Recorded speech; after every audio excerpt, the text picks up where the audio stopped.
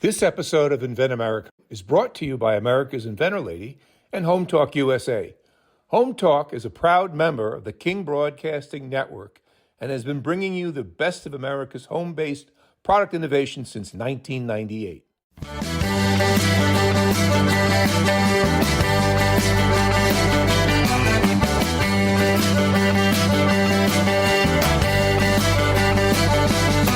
Broadcasting and streaming live all across America. This is HomeTalkUSA. Join us this hour for our segment Invent America with your co-host Rita Crompton. Discover what's next for new products and innovations. Or if you have that next great big idea, learn what it takes to bring your invention to the world. As like Rita Crompton talked to America's inventors and innovators. Remember, the America of tomorrow is being invented today. Welcome back, America, for this segment of Invent America, because we invent in this country. We solve problems, and then we go to market. And you know what? Then we go, oh, I've made it. Now I've got some inventory. Now what do I do? So the topic today is, all right, what's next? And our guest is Carole Sprunk. I was looking there at the S and the C.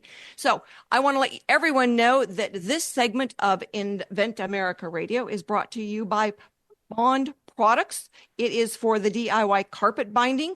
There is only one InstaBind. All right, bondproducts.com. It will make a frayed carpet look like brand new. So if you need some bonding carpet expertise, go to bondproducts.com. Carole, thanks so much for being with us today. We appreciate it.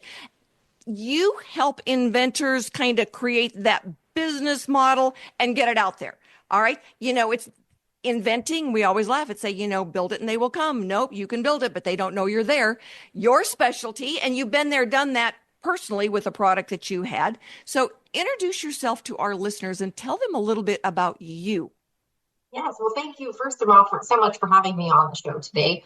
But it wasn't necessarily an invention, but it was my brand. I started a bourbon barrel aged coffee brand back in 2018 and sold that in 2023 to new owners out of state, and had an opportunity and just joined my product today, working as their chief brand strategist on all the things that I spent 6 years doing for my own personal brand, just a little over a year ago now. Well, that's one of the things that we see inventors really struggle with, is being able to tell the story in a way that is catchy for the listener. And the story the inventor tells sometimes, is told from their point of view, which isn't necessarily what the consumer wants to hear. Give us some insight, Carole. Tell us a little bit about how you help inventors get the attention of the consumer. For sure. Well, first we start off with what their goal is. Who is their consumer? Are they going to turn this product idea into a full-on business that they are going to run day to day? Or is their bigger goal to launch it and get acquired by somebody or go down the licensing path? So it's really just starts with their initial goals, and then from there, their capacity for working in it. Because then, like, running an e-commerce business could be a full-time job in addition to everything else you need to do. So it's really just going over goals and then kind of putting that strategy into place of what is next for us. Well, one of the things that I notice is our consumers, all right, they want, we're quick these days. All right. So it's like, what really gets, it's like, wow, what's the wow motivator? So when I get somebody that, picks a name for a product that doesn't make any sense, how do you advise them to either, sometimes rebrand or get a tagline, but how do you get from, I'm the inventor to now I am the salesperson? And you're right. You're exactly right. Is that, the inventor is not always an expert in marketing. But we've got to reach the consumer. I mean, all of our listeners are consumers. We're all consumers. All right. We've had products. It's like, wait, what? What is that? There's been times on TV I've seen a commercial. It's like, I don't even really know what they were selling. There was a problem then with the marketing company. How do we sell what we're trying to sell? Yes, and that's actually how I ended up joining my product today, was by working with a client who had a toy for children. And I said, one of the very first things is your logo and your branding have nothing, it doesn't speak to kids at all. There's no colors here. There's nothing to grab the attention of the child, or even the attention of a mom shopping for a small child. So, and in my case, in the coffee world, I had very intentional branding before I even had product, because I had a message I wanted to convey. I had a purpose for the business, and I studied how to convey that. But that came easy to me, because outside of that, I've been in magazine publishing for 8 years, and prior to that, I was in the newspaper world. So I understood branding and getting your message out to market early on. But it's helping that inventor identify who is the target audience for this, and how do you want to look to them? How do you want it to look and feel and sound and all the things? What can you make the customer feel from looking at this? Well, and I always tell inventors, it's like, you've got to have a name or a tagline that someone would Google to find you. It's not walking down the store aisles anymore. Most of us go online. We all do. And so what would someone Google to find you? But, the other thing to keep in mind is Apple paid millions of dollars to teach you that an apple is something that you play with now and not something that you eat. And most inventors, by the time they get to marketing, they don't have $1 million to throw at this to teach you that an apple is something that you play with instead of eat. It's the messaging behind it. And also, I think market validation. If you give enough of these products to your to customers to try out, their feedback is very important. And use those words and that feedback in sort of the messaging moving forward. And it can really help you identify audiences that you didn't even know existed for your product. Well, one of the things that we've found is that when we go to ASD Market Week, and we take 40 inventors, and they find out a lot of information, and a lot of times it's what is the name, what is the tagline, what is the grab of the consumer, because the people who are there are the professionals, and they are the ones that are going to be selling this product on your behalf. They're going to put it on the store shelves or on the e-commerce sites, and so it's like, that's not going to work. So the information you gather as the inventor, can be critical to success. And those are the people that you want giving you some feedback. Is, the people that would be your, retailers and wholesalers and suppliers. And so we get a lot of inventors that, after the show, what they paid to go to the show, they have gathered in market research 10 times over, and are able to go back then and redo some packaging. They're able to redo some of that message. Sometimes they haven't even gotten packaging yet. And sometimes they actually even change the way it works. Yep. And yep, so 100%. And then it's maybe potentially being flexible for a potential retailer. As I, with the coffee business, looked at going into a larger distributor, they wanted a completely different size of a unit. So I had to explore if that was worth it to me, if I wanted that, and what the ultimate goal of the business was. Oh, I know. We had an inventor, and he ordered a 4-inch size, and he got an order for a 3-inch size. And he goes, "Wait, what? I don't even have that one." So it's like, right. made him crazy. And but they had a really good reason on wanting the 3-inch size. So, he's got the 4-inch size coming, and we'll sell all of those, and then we'll go after the 3-inch size. But you never know until you go to a show and people are starting to give you that critical feedback on, just the price. There was another one that we did, and everybody on the questionnaire said, "What color do you think is going to be the best?" And so they were picking overwhelmingly, the darker colors, black, brown, navy, gray, so that, it wouldn't show the dirt. And when they walked out the door, almost every single one of them picked yellow. Oh, wow. Yeah, who would have thought? So that they made that their predominant color. You just never know what the consumer is thinking until you get their just uninhibited thoughts and impressions and that kind of thing. And that's what we get at the show. So if you're out there, guys, and you're listening and you've got a product you're trying to sell, go to ASD Market Week with us. You are going to be able to get more information in 3 days, 4 days than you would get from a ton of market research, and it's going to cost you a lot less, be a lot faster, and probably more applicable to you in that situation. So, Carole, with that said, thank you for doing this segment. Stick with us because you're going to help us wrap up this show. Everyone, we will be right back with our inventor who is going to ASD Market Week for exactly the same reasons that we've been talking about. So stick with us, everybody. We will be right back with a new inventor and a new product.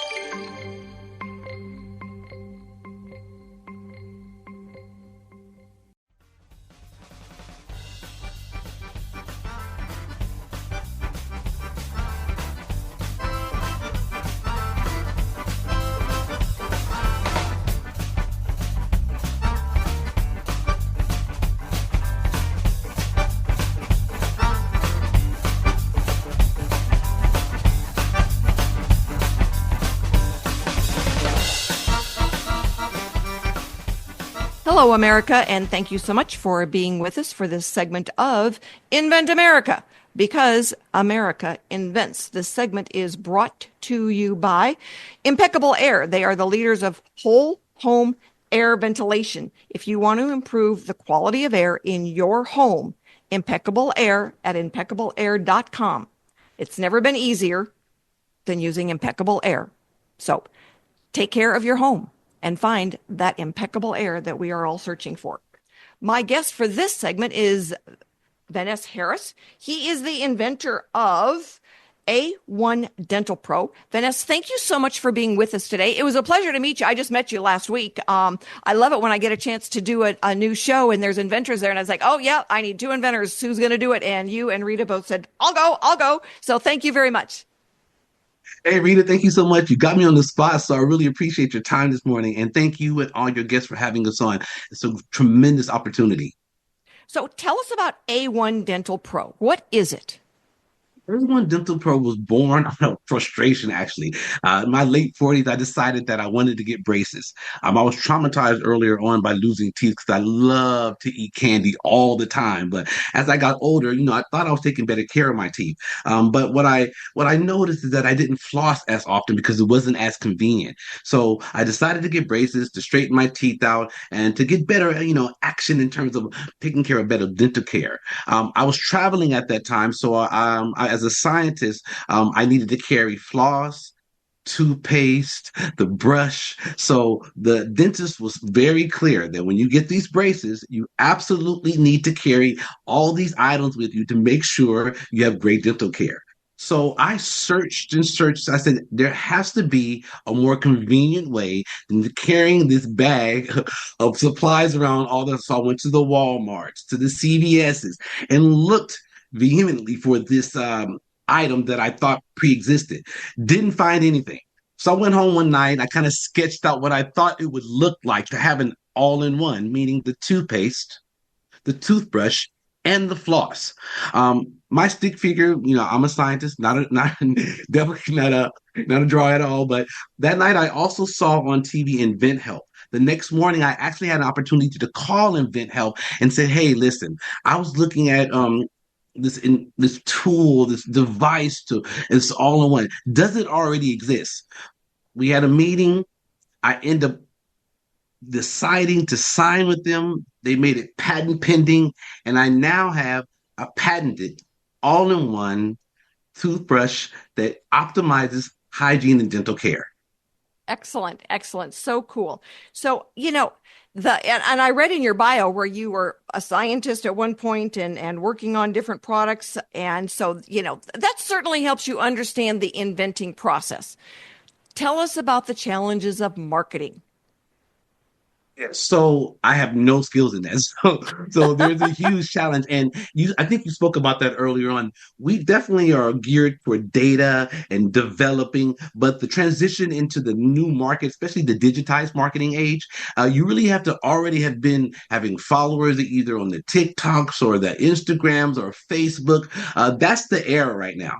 I grew up at a time frame where we had to pay and buy marketing. It wasn't as easy just to go online and create a following. So really difficult, but I've been really lucky to partner with my products today. Rita, met you. So I think these opportunities, a lot of inventors actually absolutely need. And of course, a lot of people that are interested in really optimizing hygiene and better dental care.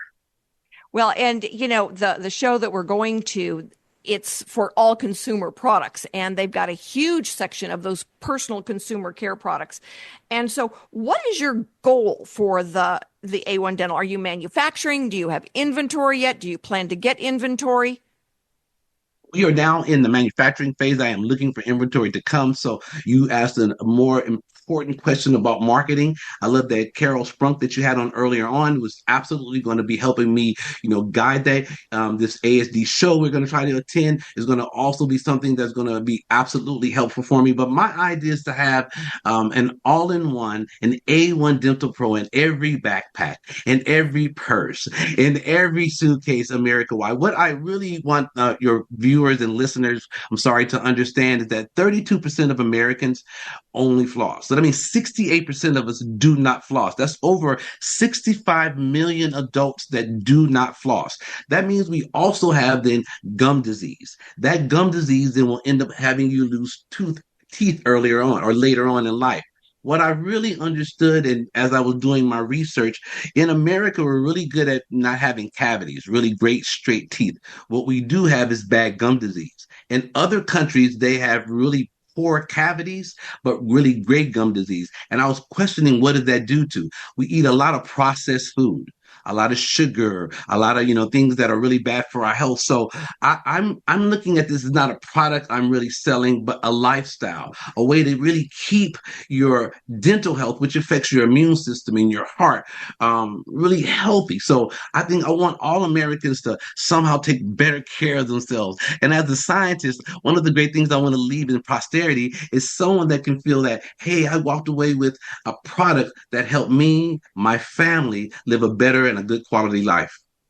Well, I think that that's fascinating, and being able to tell a good story, you're on the verge of that because you've said some of the key words. And I certainly appreciate it, easier when you're traveling.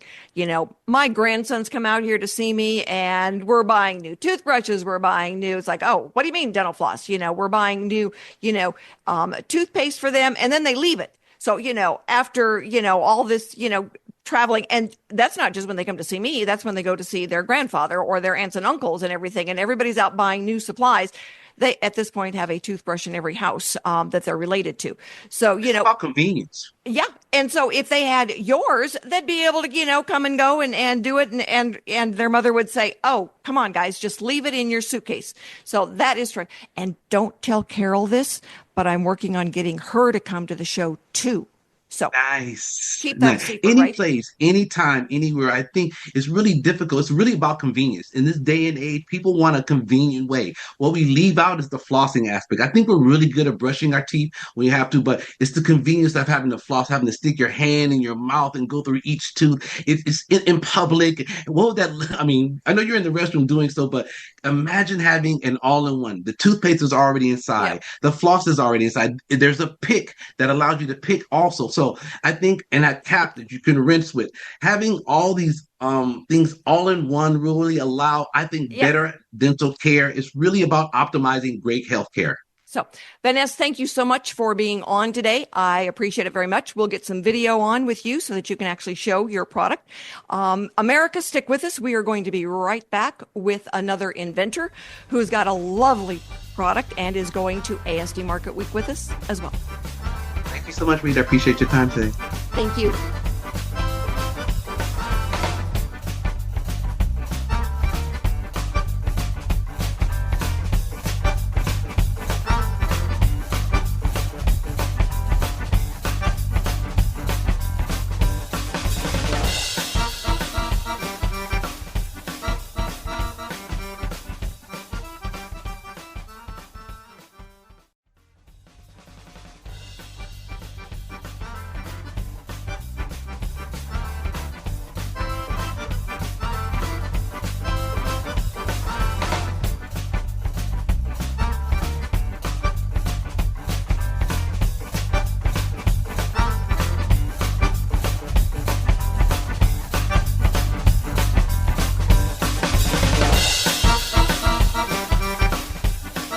Hello, America. Welcome back to America Invents. And we love to have you guys out there because you're going to be our first buyers of these cool new products that we are introducing to you.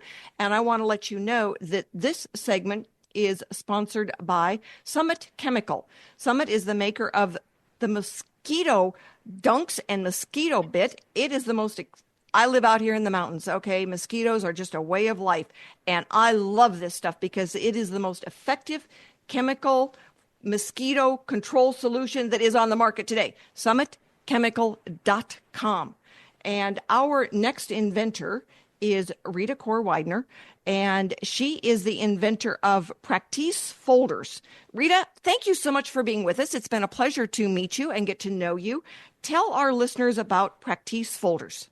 Yes, thanks for having me on the show. I'm so excited to share with you my product. The Practice Folder is a portable, practical tool that is designed to help you practice with ease. And I'm a musician, I'm a pianist, piano teacher, and I work with students. And how this product started was I was actually in a continuing education class myself as a piano student, as an adult piano teacher, learning from a master's, a doctorate person, and she's giving me tips on growing myself as a musician. And she was trying to correct my technique during the lesson. I really was trying to do everything she said. And she said, you know what? I think you just need to practice with the mirror. So I went home and I thought, great idea. I go to my piano and I tried to pull up a mirror, and it was very difficult, and I couldn't very well roll the piano to the bathroom. So I go online to try to buy something that's easy to set up next to my instrument, and I couldn't find anything. And so I decided to make something myself, and it occurred to me, you know what? I would like to create something that can just become part of the student toolkit. And so I designed a folder that has two built-in mirrors, a large mirror and a smaller mirror that is removable and adjustable. And so now it takes a folder that's stylish. It carries your sheet music. It has retractable handles. It has pencil holders, pockets for stuff. And it comes with a cleaning cloth that covers the mirror. It acts as a protector for your mirror, but you can use it to clean the mirror, clean your glasses, clean your screens. It's very functional. And I've created a design so that you can carry your mirror with you to school, in the classroom. You can carry it on your own, stick it in your backpack. The mirrors are totally lightweight, non-breakable, so they're safe for the classroom. And I wanted to create something that was not digital, because often we tell students, okay, you can record yourself and, look at your videos. But what we know is that they often get distracted by other things on their phone, and we want to move them away from that reliance. Another thing that we find with students is that they're reluctant to record themselves and then actually watch their own videos for feedback. They're not, they're not reliable that way. So what's very effective is the immediate feedback of this mirror. And for me as a teacher, for me to bring this to the class and say, hey guys, look at yourself when you practice, it totally empowers the student to take ownership and responsibility for their technique. And I'm not the teacher nagging, do this, do that. They can see it themselves. And I say, hey, do a posture check. They sit up. They just look at themselves and know, I need to sit up. That does not look good. So I just created something that would fit in their backpack and work with their toolkit, if you so to speak, as a musician. Well, I saw on your website, some of the ways that it was being used, and it was fabulous. I grew up playing the clarinet, and my daughters, they each played an instrument. They were in the band. My grandsons play, and so definitely can see the need. It makes a difference when you can see yourself. Yes, and it's not like you're going to play that horn or practice the drum in front of the bathroom mirror. No. So when you can set it right there and be able to use it on the music stand, and you can see it, sometimes it makes all the difference in the world in the sound of the music when you see how you're sitting. Absolutely. And I'll tell you something, I'm a flute player as well. Now that's like a little side thing I do. I'm a pianist, okay, but occasionally when I have a family event, like I've had funerals that I've gone home to Jamaica, where I'm from, and I don't have a piano, and they say, "Hey, can you help us with the music at the funeral?" And so they know I play the flute. Can you play this song on the flute? Okay, but Rita does not practice every day on the flute, so I am so insecure. Well, what I did was I took my folder with me, carried my sheet music up there. I had my mirror, and I was checking my embouchure the whole time to make sure that it was just right. No one knew I had it. It's so discreet, but it made me feel confident as the performer, to present that. And I am definitely within the student category in the flute department. And so I can see where if I were a student and having that tool that's really discreet and you have a performance and it make you feel better, you can take it with you. Absolutely. It's amazing because, you're watching someone that is playing and you're thinking, they don't even realize they're starting to slump over. They don't even realize that they're frowning. They don't even realize. And then when they can look in the mirror and see themselves, it's like, you're right. All of a sudden they sit up straight and all of a sudden now they've got a different look on their face. The tone sounds better. Yes. It's Yes. amazing how that works. So tell me, what are your goals with Practice folders? So my goal is to bring it into the world and make it available. I started this project a long time ago with a Kickstarter campaign in 2014. So I got the word out, and my goal at the time was to find a manufacturer. And I was featured on the local ABC 13 News, and I was so excited. I found a manufacturer in Jamaica that made me some samples, and it was not enough to go to scale to sell. So I did launch it in 2016, and I gave away a bunch of product to the National Youth Orchestra there. And I've given away product here and asked for feedback from professors and so on. So my ultimate goal is to be able to provide a product, and I know I can have a manufacturer reliably provide product and it can take orders and fill them. So I've actually had to hold back on advertising because I have a social media site, I have a web page, I have lots of people who tell me great things about this product, but I have no product. And so my goal right now is to get, I'm in the manufacturing process with my product today. Good for you. Hopefully my product will come down the line a little bit later this year. I am going to the ASD convention with you, and I'm so excited to get some feedback from potential buyers. Initially, my thought is to bring the product in and market it under my Practice name. I do have a line of products in the back of my head coming down that will help you practice with ease. This folder is the first of those products. I am definitely open to licensing if the right deal comes along. But initially, I will start off with selling on an e-commerce site, selling locally, and in stores and so on, and then see where it goes from there. But I'm wide open to whatever opportunities come. Well, good for you. And one of the things that we find, happens on a pretty regular basis is as you start getting interest from potential buyers, it's easier to get interest from somebody that willing to license it because they already know you've got buyers lined up. So you're kind of at that critical spot right now where you can look at taking orders from people interested in carrying the product, but you can also then, when you're talking to the licensees, and one of the other parts of the conversation you can have is when someone says, well, we'd like to order 12 of these, who supplies you with these other types of musical supplies? Because that would be the perfect one then for licensing. So there's multiple ways that you can go after it at the show, and we will be doing, walkthroughs on all of that. So we're looking forward to being able to have you there, get the word out, start getting information. And that's one of the things that our Stephanie, we've had her on the show before. That's what she does for the inventors before the show even starts, is that she will take your product and your sell sheet and your website, and she will start pre-selling the product for you to bring buyers in. But the cool thing is that if they can't be there, so they still have your contact information. So they're able to then get in touch with you, find out more about where you are, what you're looking for. They'll ask you about your intellectual property, all of those things. But she provides then that route before the show, and then certainly after the show as well. So, Rita, we are looking forward to having you with us at the show. Thank you so much for today. We're going to do some video with you probably next week so we can show your product off a little bit and link that to the dashboard. And Awesome. Stick with us, everybody. We're going to be back with Carole to kind of wrap this up. And again, if you know anybody out there who's a small business owner, who's got product that they are trying to sell, ASD Market Week is a great place. Their tagline is dustpans to diamonds. We like diapers to diamonds because we have diapers that we're taking with us. But anybody out there who's got a product to sell, join us at ASD Market Week. Stick with us, everybody. We will be right back.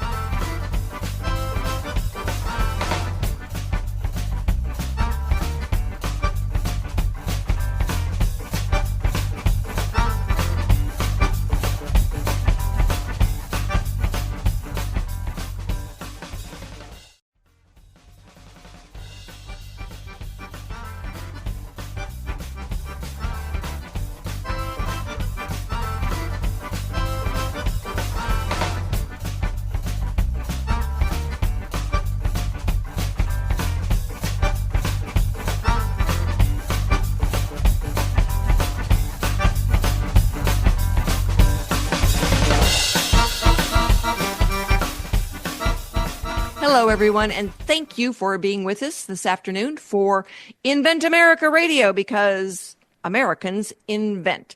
Always have, always will. We are problem solvers. And one of the things that Carole Sprunk does with the product, my product, they help inventors tell the story. You've got to learn your story, and from a consumer point of view, because everybody out there is a consumer. We're consumers, you're consumers, everybody consumers. We love new products. We really do. We want to see what's new. That's one of the things about going to ASD Market Week, where we do the Innovation Awards. All of the inventors who go with us are open to the Innovation Award. First place is about a $6,000 marketing campaign that we do for you. And so for those inventors that want help getting the word out, we're going to get Carole to help us do all of that stuff. Right, Carole? Yes, of course. I am certainly not a marketing expert, and we appreciate the fact that you help inventors understand the challenge of marketing and create then that few second story that's going to get our consumers, all of our listeners, to say, wait, I want to know more. Right. No, it's been a blast working with my product today and coming on and helping. We refer to all of our product inventors as brand CEOs, those that are wanting to take their product idea and really build a brand around it and take control of their future. So it's part of the challenge. I mean, we look at, the cost of getting a product from I have an idea, mine to market. And so those early steps, and they go, oh, I can't afford to file a patent. What do I do?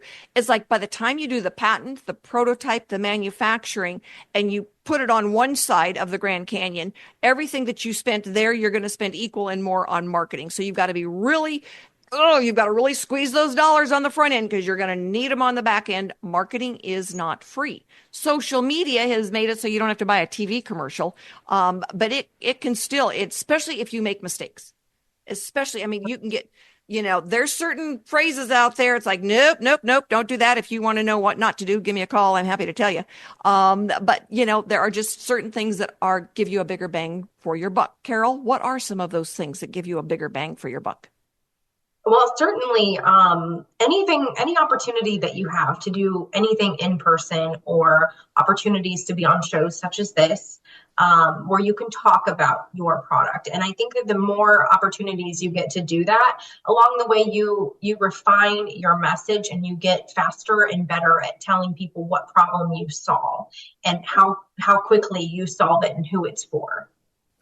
Yes, you're exactly right. And I think, when we talk about going to a trade show, everybody pitches in. When we go to ASD Market Week, we take 40 inventors. We've got 1,000 square feet. Everybody pitches in and pays a little bit to go for this big show. You talk to more people in 4 days. You spend less money in 4 days than if you were doing a huge social media campaign. And you get more people interested in giving you feedback for your product. So it's a bigger bang for your buck to go to a professional trade show. We tell people don't go to those trade shows that are, don't go to an inventor trade show because it's a feeding frenzy and you're the main course. Go to the show for your industry. Go to some place where there's buyers, professionals, business to business, that kind of thing, as opposed to those niche ones. I mean that makes sense. I think you want to go where your customers are going and be able to. People want to know who the inventor is. People want to know why you did what you did and what your passion is. And I think us as consumers, we can read right through and see whether something is authentic or if the passion is there. And that's, I mean, there's local shows, statewide shows, city opportunities, craft vendor fairs. I think it's more opportunity, and you want to start with manageable chunks. You don't want to try to bite off more than you can chew in that first year. You want to, like to your point, get used to it first. Get your branding down, get your messaging down. And there's opportunities. I mean, I'm in Nebraska and there's opportunities here. And then, in the Midwest and then nationally and internationally. And you want to take those in manageable chunks. Absolutely. And you pay attention. One of the things that we always tell the inventors when they go to ASD Market Week with us, and they'll say, well, do you have chairs for us to sit at a table? And it's like, no, you're there to work. And so everybody's up there walking around, they're talking and engaging to people.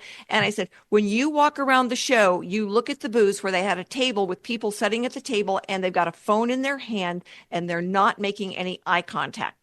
And they'll come back and they'll say, oh my God, you were right. It's like there was no eye contact there. Nobody even knew I was walking by. And it's like, okay, this is how we do it here. And we give them the opening lines. We tell them what to say and what questions to ask. And it's so fun to watch the difference. And we'll get people that say, oh my God, that was the best time I had. Now they worked like crazy for 4 days and they are so excited. And, they're going out and they're meeting people and they're getting feedback on the product and they're sharing with each other. It's amazing what the inventors learn from each other. Yes, for sure. That's where we're building a community within my product today of brand CEOs, introducing them all to each other. I'm like, you've got built-in cheerleaders all across the country, consumers and feedback. You couldn't ask for a better community of people to be part of. Absolutely. I mean, we do the Inventor Roundtable meetings, which is kind of the call-in version of the radio show. And so people will all across the country will take a look at the participating, and they go, sometimes the best information they get is the inventor sitting next to them, even though it's a virtual screen. Yeah. Your network is your net worth. Yes. Absolutely. And so anybody out there who knows an inventor, wants to become an inventor, you can join us on the radio. It's free. And if you want to join us at one of the Inventor Roundtable meetings, they're free. We do 2 a month. And people can just log in from their computer and ask questions, talk about the process. We're going to get Carole on one of these days to be a guest speaker that talks about marketing.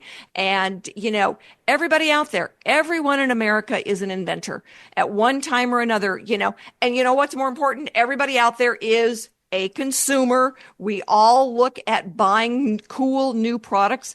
I'm still a little jealous of the guy that invented the flashlight that wraps around the pole. Wish I'd been there, done that. But, I certainly own one now.